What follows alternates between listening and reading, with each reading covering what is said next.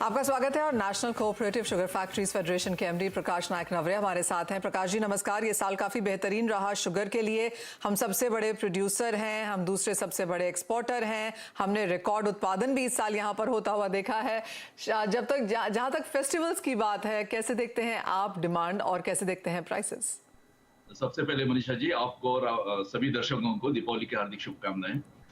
जैसे आप देख रही हो, मैं स्माइल कर रहा हूँ जी। ये स्माइल हमारे चेहरे पे, शुगर इंडस्ट्री के चेहरे पे स्माइल बहुत सालों के बाद दिख रही है और टिकी हुई है। जी। You are very right. We are the largest producer, we are the second largest exporter and we have been the largest consumer all along. और ये स्माइल तीनों जो हमारे स्टेक होल्डर्स है उनके चेहरे पे दिख रही है। हमारा cane grower is happy because he is getting the cane price in time and good price. Industry is happy because the liquidity बढ़ गई है अच्छी तरह से। एंड सबसे बड़ी बात, कंज्यूमर जो हमेशा रोता रहता है कि दिवाली के आसपास चीनी के दाम बढ़ते हैं, इस साल मैं दावे के साथ कहना चाहता हूं कि दिवाली बहुत मीठी रहने वाली है, क्योंकि चीनी के रिटेल प्राइस करीबन 40, 41, 42 के इर्द गिर्द रुके हैं। और ये बावजूद कि प्रोडक्शन रिकॉर्ड ब्रेक पे जाने के बावजूद चीनी के रिटेल प्राइस एक लेवल पे बने रहे। और ये आज की बात नहीं है, पिछले कुछ महीनों से बनी है। पूरी दिवाली इसी प्राइस में रहेगी और आगे चलते यही प्राइस रहेंगे। तो ये वजह दो वजह से हुई है। एक तो एक्सपोर्ट रिकॉर्ड हो गया है, उतनी इन्वेंटरी कम हो गई है। और दूसरी बात, ये इथेनॉल में जो 3.5 million tonne has been subsumed in ethanol, इसकी भी काफी उसका हक बना है। एब्सोल्युटली। प्रकाश जी, आप कहेंगे कि आपकी मुस्कुराहट थोड़ी सी यहाँ पर और बढ़ जाती अगर एक्सपोर्ट कोटा आ चुका होता और एथेनॉल के नए प्राइसेस भी आ गए होते दिवाली से पहले? tomorrow is the last day we are waiting. Actually, ये वीक में आना ही आना है, because we are quite late. हमने अपॉर्चुनिटी, एक जो हमें मौका था अच्छा स्कीम जल्दी अनाउंस करके इंटरनेशनल मार्केट में घुसने का, वो हमने गवा दिया है। लेकिन देर आए दुरुस्त आए। आज कल 2 दिन में तो ये पॉलिसी आनी है, हम उसकी राह देख रहे हैं।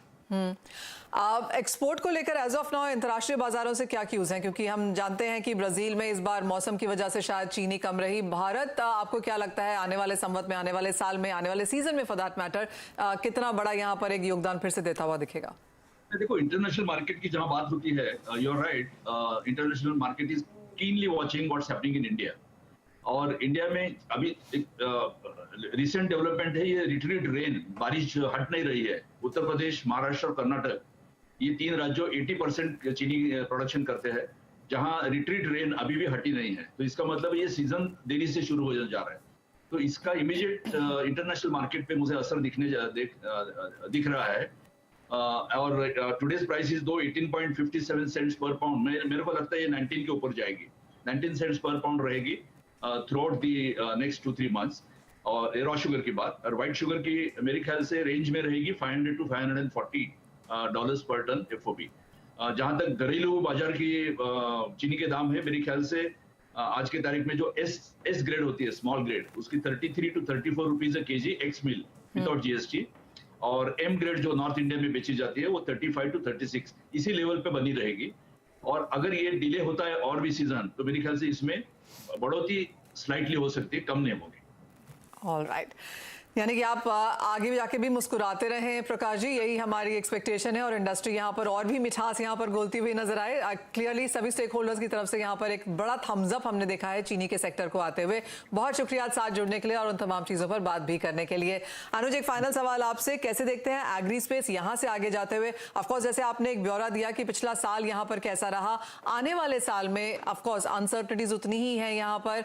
और जैसे रुपए के बारे में बात करी, जिस तरह से वहाँ पर डेप्रिसिएशन बनता हुआ नजर आया है, जो एक्सपोर्टिंग कमोडिटीज हैं या इंपोर्टिंग कमोडिटीज हैं फॉर दैट मैटर, चाहे वो कॉटन है या गुआर है, खाने के तेल हैं, दालें हैं, चीनी के लिए भी यहाँ पर रुपए को यहाँ पर वॉच करना होगा। कैसे देखते हैं आप ये सारे फंडामेंटल्स?